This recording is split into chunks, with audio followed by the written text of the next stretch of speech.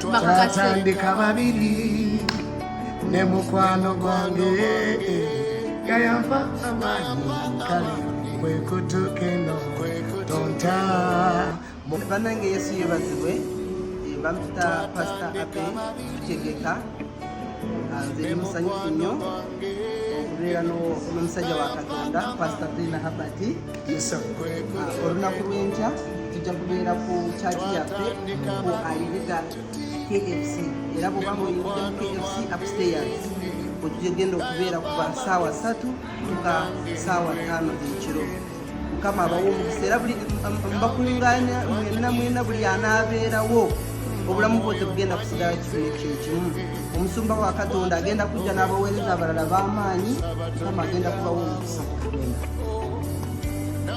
Of course, I just confirm nti ngenda kubeerawo nange mikwano gyange naddala bannayuganda, fellow Ugandans, ne batoli mu Uganda, Nigerians, children of God, wherever you are, mujje tufuna akaseera kalungi nga tulungi okuweereza mu Uganda waffe nagenda kusinza abanyumirwa zaffe zonna mwenna mujje tusinkanayo Mukama wampe omusana kubanca akawungeezi gomesi musuba twetaagayo oluyimba lwaffe luno twatandika babiri ebigambo ne bibeeranga bakakase twatandika babiri ne mukwano gwange gayampa amaanyi kale kwe kutuuka eno tonta mwoyo wa Mukama tonta munange tonta mwoyo wa Mukama tonta. See you tomorrow. Hallelujah. See you tomorrow, okay. Sunday 31st of August 2025